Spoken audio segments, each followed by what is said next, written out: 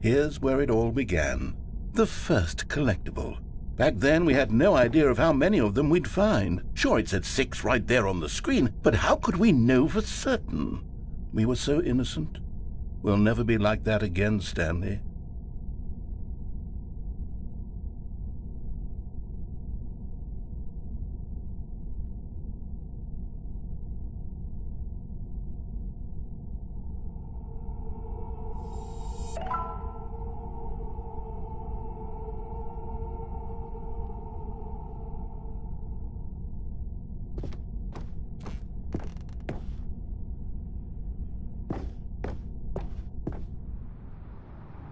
And here was a second Stanley. You found this one all on your own, just by poking around in the warehouse. You did that, Stanley. I'll be honest. Back then I had no faith in you to find any of them, let alone 6. But you continue to surprise me in all sorts of mundane, unremarkable ways.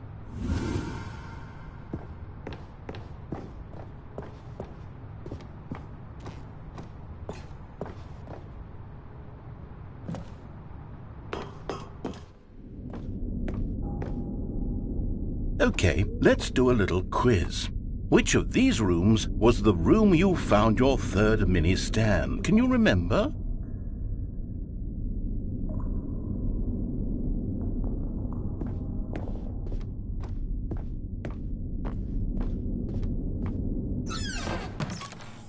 No. The boss's bathroom was the 4th place you found a Stanley, not the 3rd. Well, I guess perhaps I shouldn't be surprised. Memories like these are so precious and so cherished that they all just sort of blend together, don't they? You know what? If the boss's bathroom feels like the 3rd place you found a collectible, then who am I to go making judgments?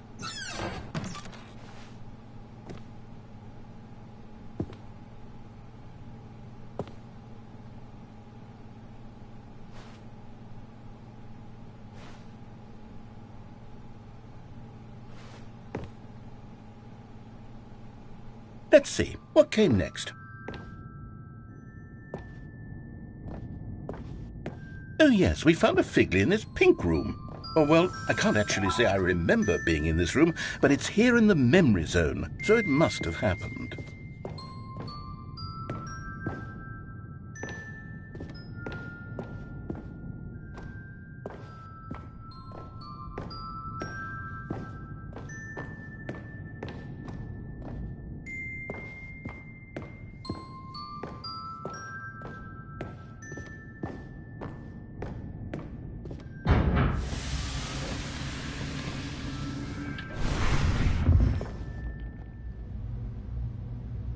This was the 5th mini Stan, and this one was really something special. It was behind the boss's office. I remember it so clearly.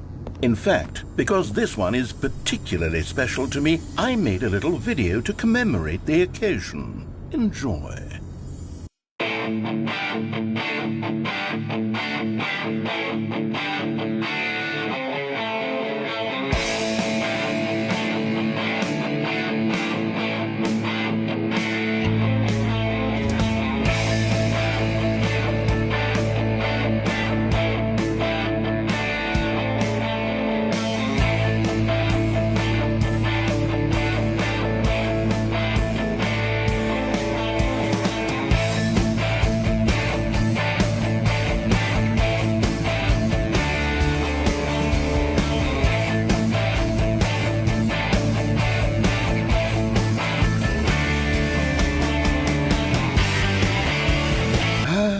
Takes you back, doesn't it? I spent a lot of time making that video, but it was 8 minutes I wouldn't have spent on anything else.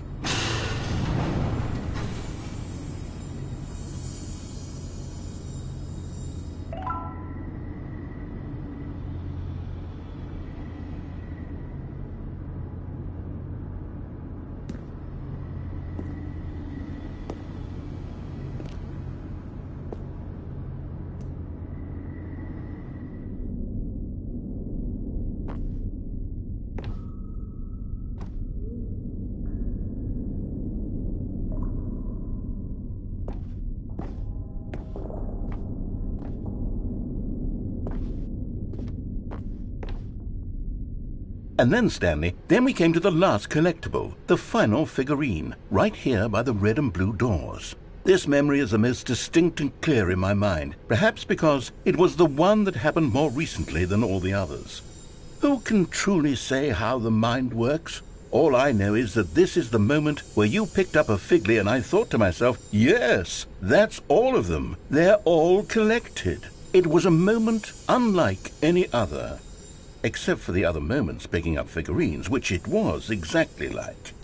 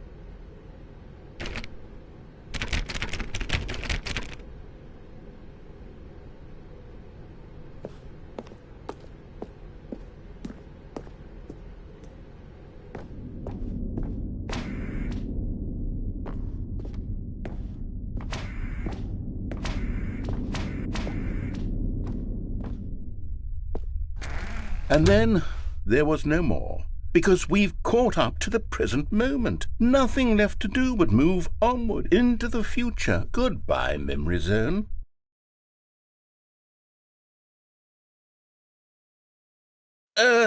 No, I'm not done. I'm not ready to move on. Stop the loading screen. Isn't there some way we can stay here, keep enjoying these figurines? Let's just go backwards. We'll do the Memory Zone again from the opposite direction. See how that feels.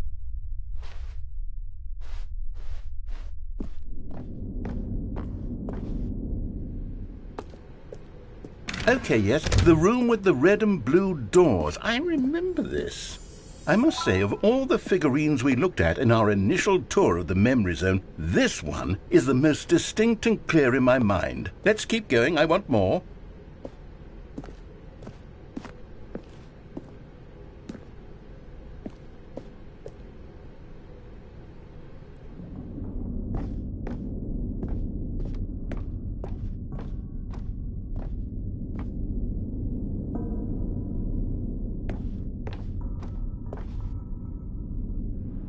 And here's where I made that video. Don't you remember the video we watched?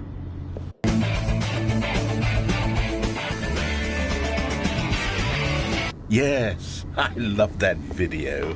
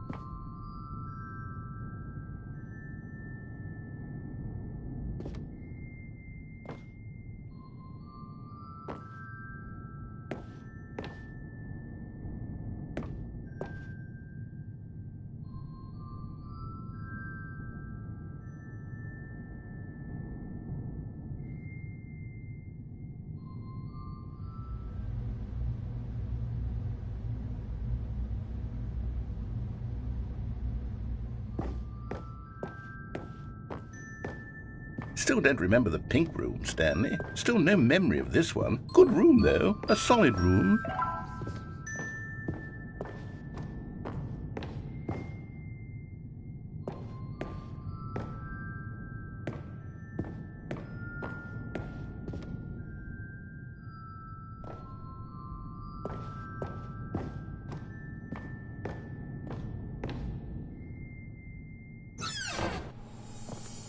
These really were a treat to hunt down. You know, if there had been any kind of reward for finding all of these, it really would have neutered the intrinsic joy of collecting them. I'm very glad we resisted the temptation.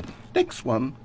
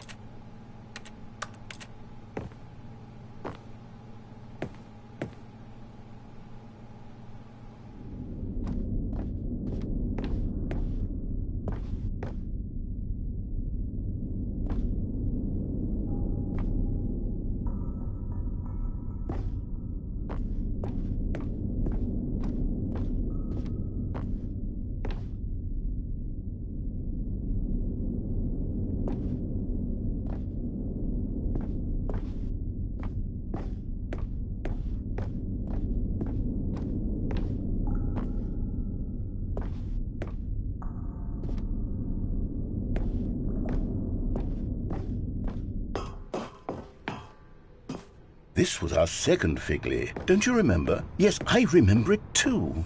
The past is truly a wonderful thing. Why does anyone ever choose to leave it? Keep going.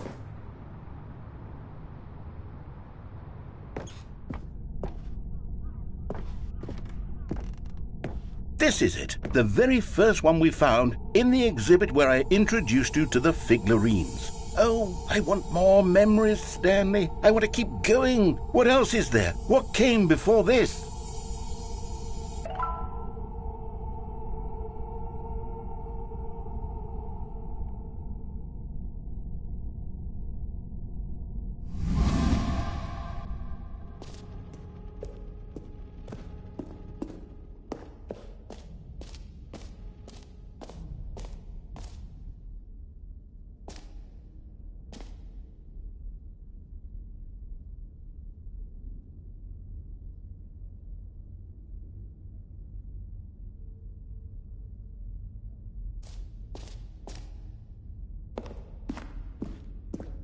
Look, it's the terrible new content that we were originally sold on. I remember hating it back then, but time does put a rosy filter on everything. In fact, I dare say I'm actually quite fond of it now. Look how much fun the past is. I want more memories.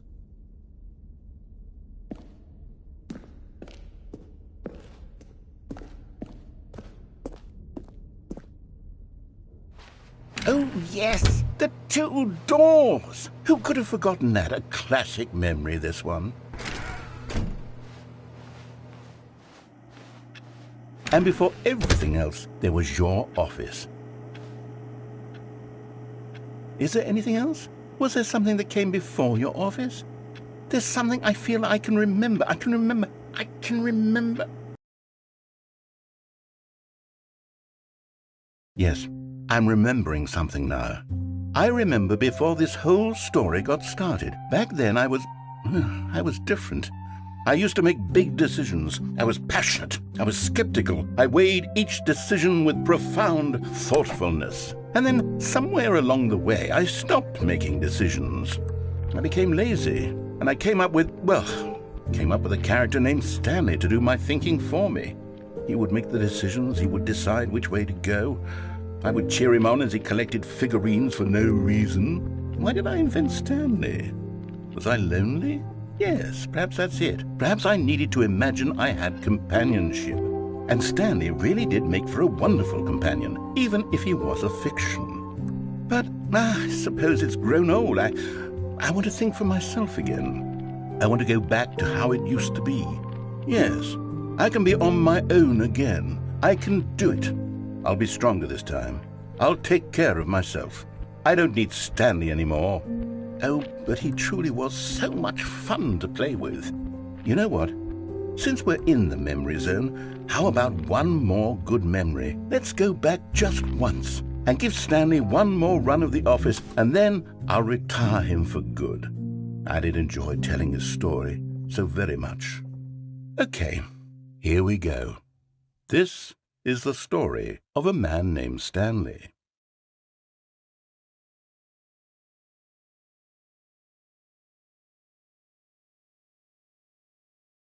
This is the story of a man named Stanley. Stanley worked for a company in a big building where he was employee number 427. Employee number 427's job was simple. He sat at his desk in room 427 and he pushed buttons on a keyboard. Orders came to him through a monitor on his desk, telling him what buttons to push, how long to push them, and in what order. This is what employee 427 did every day of every month of every year. And although others might have considered it soul-rending, Stanley relished every moment that the orders came in, as though he had been made exactly for this job. And Stanley was happy. And then one day, something very peculiar happened. Something that would forever change Stanley. Something he would never quite forget. He had been at his desk for nearly an hour when he realized that not one single order had arrived on the monitor for him to follow. No one had showed up to give him instructions. call a meeting or even say hi. Never in all his years at the company had this happened, this complete isolation. Something was very clearly wrong. Shocked, frozen solid, Stanley found himself unable to move for the longest time. But as he came to his wits and regained his senses, he got up from his desk and stepped out of his office.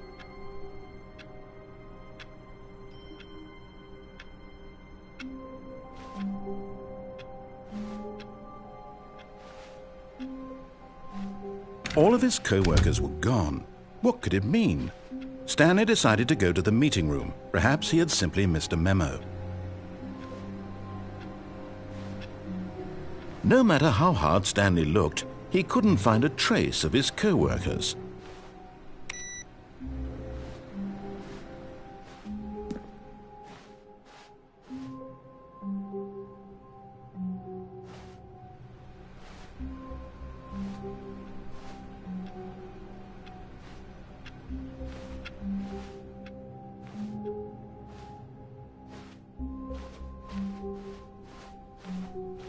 When Stanley came to a set of 2 open doors, he entered the door on his left.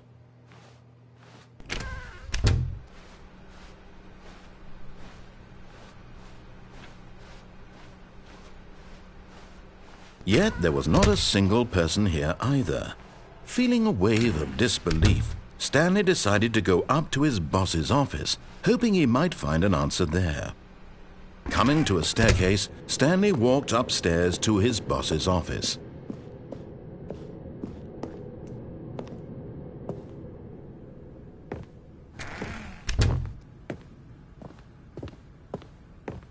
Stepping into his manager's office, Stanley was once again stunned to discover not an indication of any human life.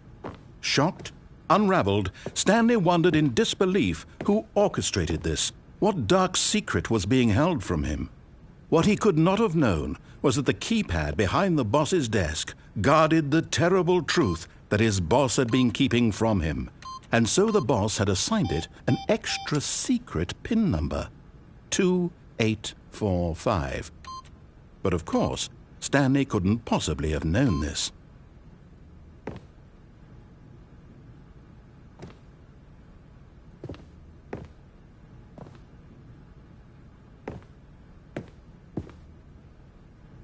Stanley just sat around twiddling his thumb, yet incredibly, by simply pushing random buttons on the keypad, Stanley happened to input the correct code by sheer luck. Amazing! He stepped into the newly opened passageway.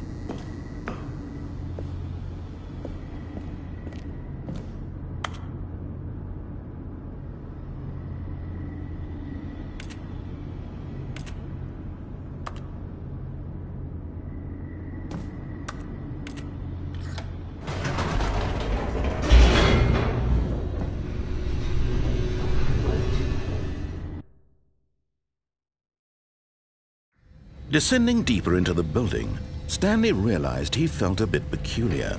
It was a stirring of emotion in his chest, as though he felt more free to think for himself, to question the nature of his job. Why did he feel this now, when for years it had never occurred to him? This question would not go unanswered for long. Stanley walked straight ahead through the large door that read Mind Control Facility. Although this passageway had the word Escape written on it, the truth was that at the end of this hall, Stanley would meet his violent death. The door behind him was not shut. Stanley still had every opportunity to turn around and get back on track. At this point, Stanley was making a conscious, concerted effort to walk forward and willingly confront his death.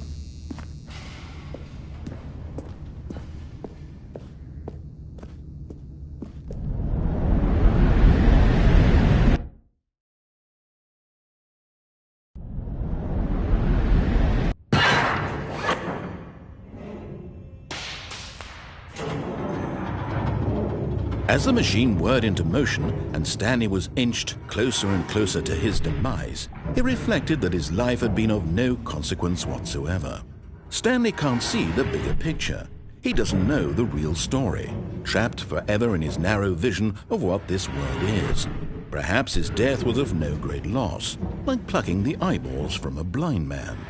And so he resigned and willingly accepted this violent end to his brief and shallow life. Farewell, Stanley.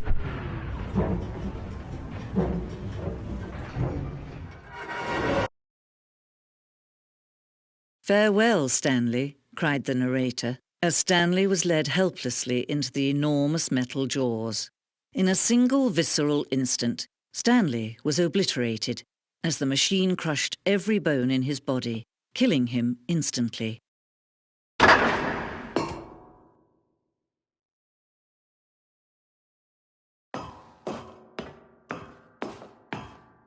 And yet it would be just a few minutes before Stanley would restart the game, back in his office, as alive as ever. What exactly did the narrator think he was going to accomplish? When every path you can walk has been created for you long in advance, death becomes meaningless, making life the same. Do you see now? Do you see that Stanley was already dead from the moment he hit start?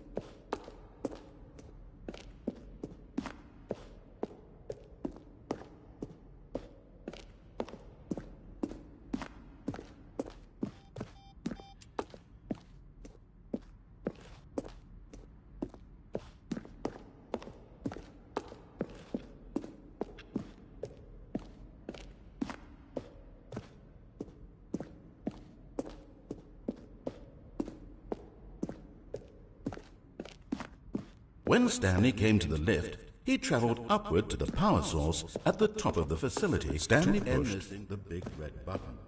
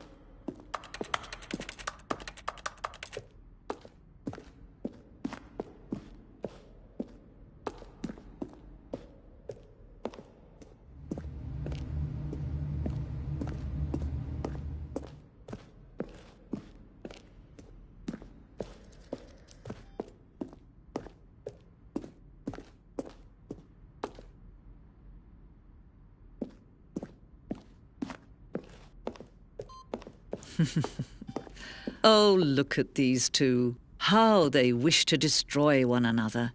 How they wish to control one another. How they both wish to be free.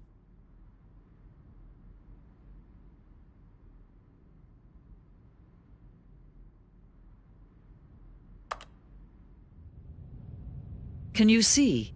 Can you see how much they need one another? No, perhaps not. Sometimes these things cannot be seen. But listen to me. You can still save these two. You can stop the program before they both fail. Turn off your PlayStation. There's no other way to beat this game.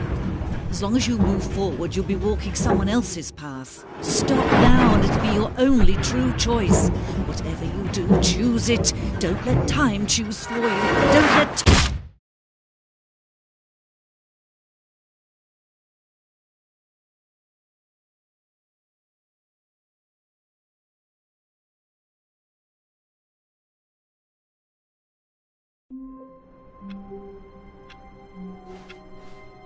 All of his co-workers were gone. What could it mean? Stanley decided to go to the meeting room. Perhaps he had simply missed a memo.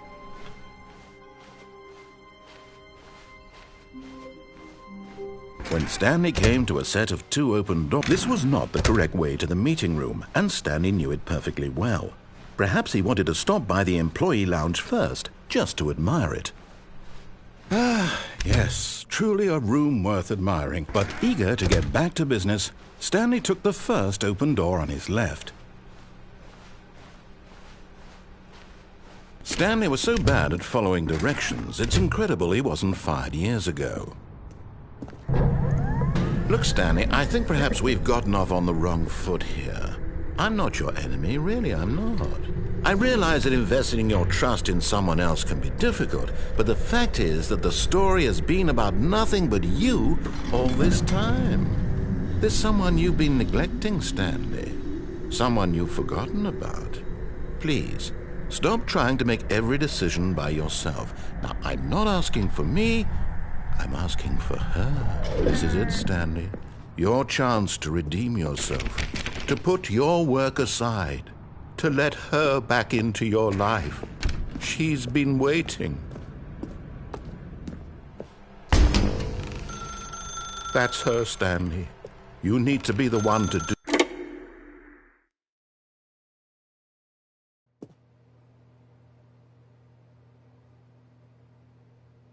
Oh, Stanley, is that you? Hold on, sweetie. Sorry to keep you waiting. I'm just pulling the bread out of the oven. All right. Okay, there we go. All right, now, I want you to come in and tell me all about your day. Gotcha! Oh, come on. Did you actually think you had a loving wife who'd want to commit their life to you? I'm trying to make a point here, Stanley. I'm trying to get you to see something. Come inside. Let me show you what's really going on here.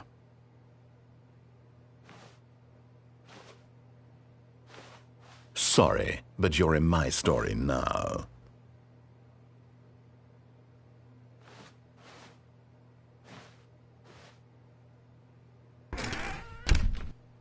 This is a very sad story about the death of a man named Stanley. Stanley is quite a boring fellow. He has a job that demands nothing of him, and every button that he pushes is a reminder of the inconsequential nature of his existence.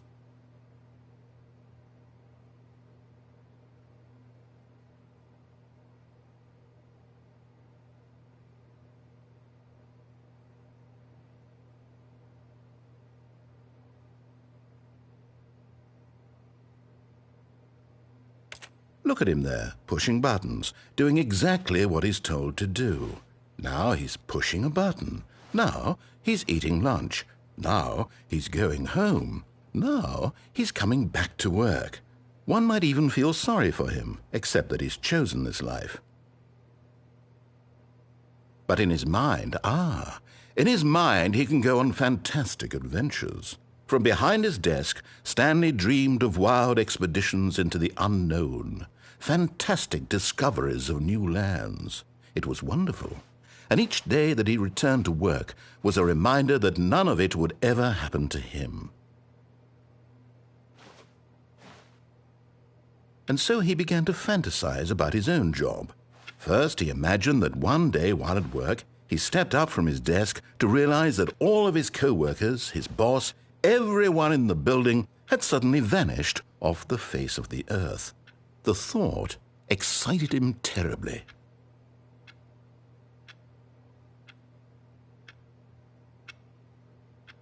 So he went further. He imagined that he came to two open doors and that he could go through either. At last, choice. It barely even mattered what lay behind each door.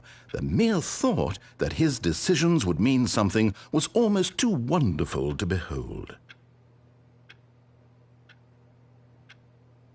As he wandered through this fantasy world, he began to fill it with many possible paths and destinations. Down one path lay an enormous round room with monitors and mind controls. And down another was a yellow line that weaved in many directions, and down another was a game with a baby. And he called it the Stanley Parable. It was such a wonderful fantasy, and so in his head he relived it again, and then again, and again, over and over, wishing beyond hope that it would never end, that he might always feel this free. Surely there's an answer down some new path, mustn't there be? Perhaps if he played just one more time. But there is no answer. How could there possibly be? In reality, all he's doing is pushing the same buttons he always has. Nothing has changed. The longer he spends here, the more invested he gets, the more he forgets which life is the real one. And I'm trying to tell him this, that in this world he can never be anything but an observer, that as long as he remains here, he's slowly killing himself. But he won't listen to me. He won't stop. Here, watch this.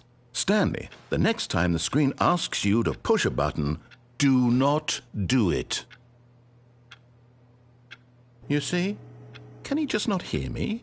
How can I tell him in a way that he'll understand that every second he remains here, he's electing to kill himself? How can I get him to see what I see? How can I make him look at himself? I suppose I can't, not in the way I want him to. But I don't make the rules. I simply play to my intended purpose, the same as Stanley. We're not so different, I suppose. I'll try once more to convey all this to him. I'm compelled to. I must. Perhaps, well, maybe this time he'll see. Maybe this time. And I tried again, and Stanley pushed a button. And I tried again, and Stanley pushed a button. And I tried.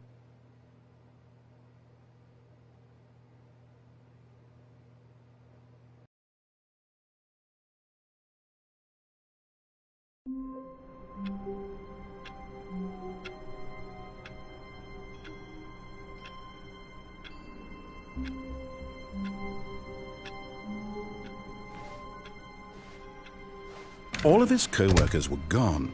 What could it mean? Stanley decided to go to the meeting room. Perhaps he had simply missed a memo.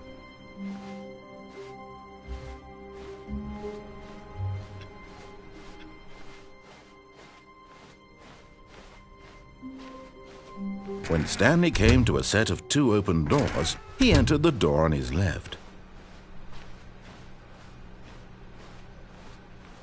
Yet there was not a single person here either. Feeling a wave of disbelief, Stanley decided to go up to his boss's office. Coming to a staircase, Stanley walked upstairs to his boss's office.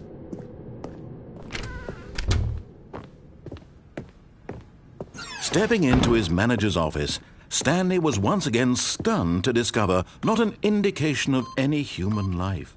What could it mean? Stanley was in such a rush to get through the story as quickly as possible, he didn't even have a single minute to just let the narrator talk. That kind of anxiety isn't healthy, so he relaxed for a few moments with some calming New Age music.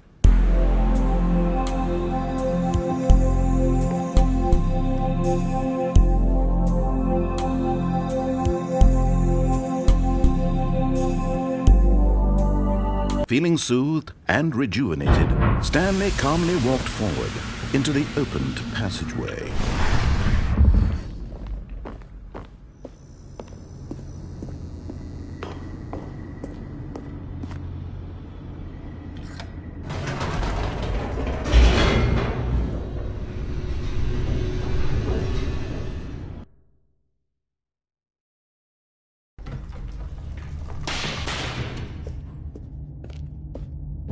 Stanley walked straight ahead through the large door that read Mind Control Facility.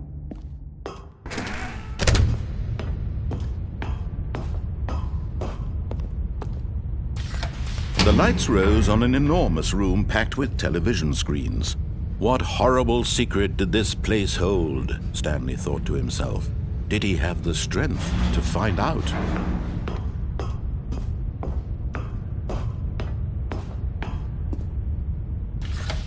Now the monitors jumped to life, their true nature revealed.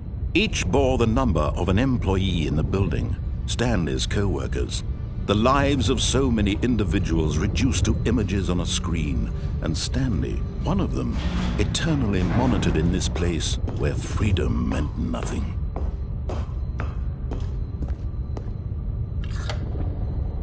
This mind control facility, it was too horrible to believe. It couldn't be true. Had Stanley really been under someone's control all this time? Was this the only reason he was happy with his boring job? That his emotions had been manipulated to accept it blindly?